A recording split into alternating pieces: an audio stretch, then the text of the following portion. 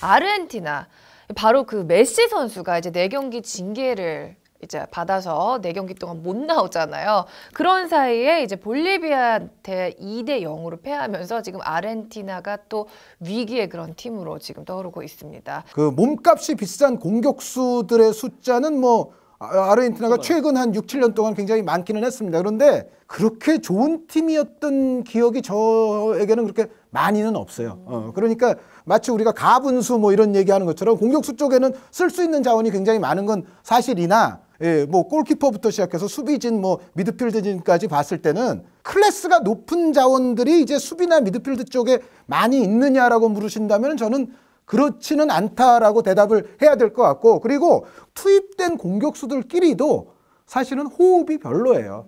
제가 봤을 때 아구에로 선수, 이구아인 선수 같이 들어가면 아구에로 선수와 이구아인 선수 간의 호흡은 제가 봤을 때는 별로고요. 메시 선수에게 좋은 상황에서의 패스를 정확하게 공급해 줄 수 있는 미드필더는 여전히 부족합니다. 그러니까 뭐 경기 내용을 보면 뭐 빌리아 선수가 좀 이렇게 해주기도 하는데 그것이 90분 내내 꾸준하게 유지될 정도로 또 빌리아 선수가 그런 역할을 할 수도 없고, 그리고 바네가 선수가 또 항상 뭐 주전을 꿰차서 또 기복 없는 경기력을 보여주는 것도 아니고, 여전히 메시 선수에 대한 그 후방에서의 볼 공급원에 대해서는 문제가 있을 뿐 아니라 공격수 간의 호흡에도 좀 문제가 있고, 그리고 아까 네덜란드 말씀드린 것과도 또 유사한 약점이 아르헨티나도 있는데 측면 수비의 공격 가담이 별로 위협이 안 돼요. 전체적으로 보면 세밀함이라든가 템포라든가 또 어떤 측면 공격에 있어서의 파괴력이라든가 이런 부분들이 잘 살아나지 않고 그 안 좋은 조짐은 이미 있었다. 네. 그런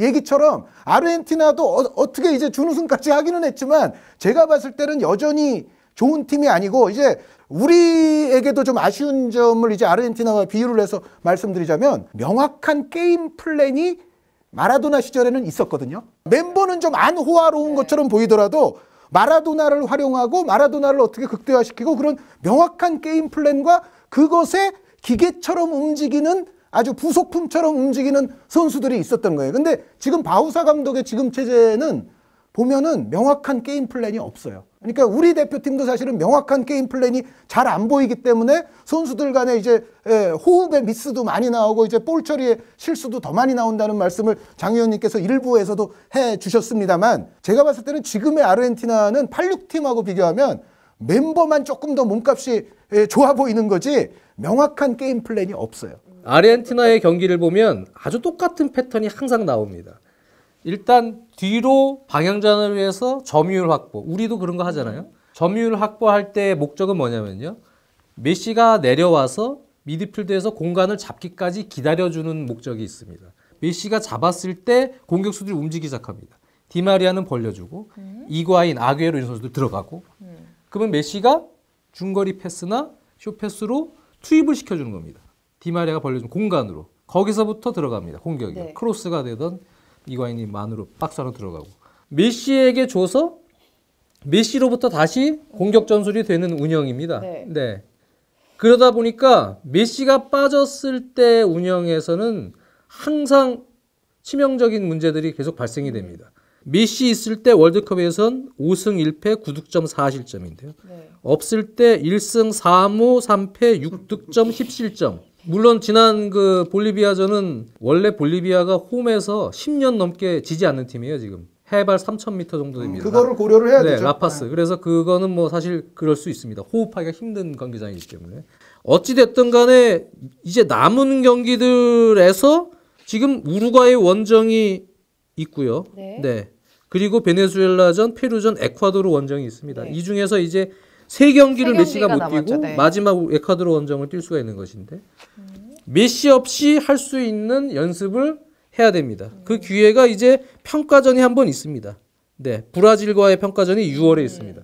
중심은 바네가 선수가 되든 네. 뭐가 돼서. 그래서 그것을 바우사 감독이 이때 브라질전에서 연습을 해야 됩니다. 연습하고 나서 들어가서 이 3연전을 치러야 되죠. 네. 그렇지 않으면 지금 또 계속 메시 없을 때 나타나는 현상들이 노출이 될 것이다.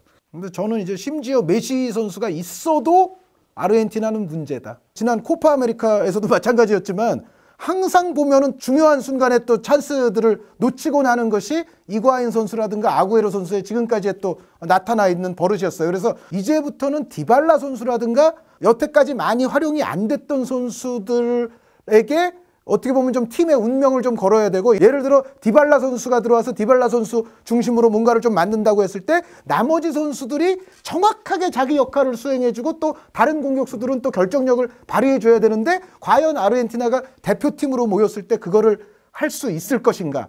아르헨티나는 우루과이 원정이거든요. 근데 지금 아르헨티나가 승점상으로 보면 그 2점 뒤져 있는 에콰도르, 그리고 4점 뒤져 있는 페루 등 파라과이 등과 이제 경쟁을 해야 되는데, 에콰도르가 이제 브라질과 싸워요, 그때. 근데 브라질이 이미 이제 월드컵 진출이 확정이 된 팀이기 때문에 앞으로 이제 어떤 자세로 임하느냐가 어떻게 보면 간접적으로는 아르헨티나의 운명과도 좀 관계가 있을 수 있어요. 그런데 희망이 하나 있기는 있어요. 뭐냐면 일정적으로 보면 그 다음에 에콰도르가 이제 어디와 경기를 하냐면 이제 페루와 맞대결을 합니다. 페루가 사실은 재간 있는 선수들이 2선 공격형 미드필드 라인에 많기 때문에 어떤 팀과 붙어도 그렇게 만만한 팀이 아니거든요. 에콰도르와 페루가 맞대결하는 상황을 활용해서 아르헨티나는 이때 베네수엘라는 홈에서 무조건 잡아야 되겠죠. 그리고 아르헨티나의 그 다음 희망을 높이는 대목이 뭐냐면 17라운드에 아르헨티나가 페루를 홈으로 불러들여서 맞대결을 하고, 마지막 메시 선수가 나올 수 있는 라운드가 에콰도르 원정이니까 쉽지는 역시 않겠지만 어쨌든 메시 선수를 대동을 하고서 에콰도르와 맞대결을 합니다. 그러니까 제가 말씀드린 바대로 지금 아르헨티나와 경쟁 대상이, 아르헨티나가 최소한 그래도 5위만 하면 여기는 플레이오프 상대가 오세아니아 아닙니까? 그러니까 사실은 남미 팀은 5위를 하면 그래도 월드컵 본선 밟을 가능성이 꽤 높다는 생각인데, 그런데 여기서 에콰도르, 페루, 파라과이 등과의 경쟁이라는 거를, 이 5위 싸움을 만약에 아르헨티나가 한다고 봤을 때 그것을 고려해 본다면 여기서 아르헨티나에게 한 가지 잘된 거 하나는 페루, 에콰도르와는 맞대결이 있다는 거예요. 그러니까 어떻게 보면 자신들의 운명을 자신들이 개척할 찬스가 있다는 거죠. 그러니까 에콰도르나 페루를 잡아버리면 이 팀들은 이제 승점이 올라가지 못하니까 그 대목에서 아르헨티나는 약간의 희망을 가질 수 있고, 에콰도르와 페루가 또 맞대결이 한 판 남아있거든요. 어쨌든 에콰도르와 페루만을 고려했을 때는 그렇게 되면은 두 팀 모두가 승점이 올라가기는 또 조금 곤란하고, 그래서 아르헨티나에게는 어찌됐건 우루과이 원정 15라운드 여기가 최대의 고비예요. 고기만 넘기면 어찌는 가능할 수 있는 일정은 남아있다라는 생각이기는 한데, 네. 어쨌든 아르헨티나 팀은 개선이 돼야 된다. 네.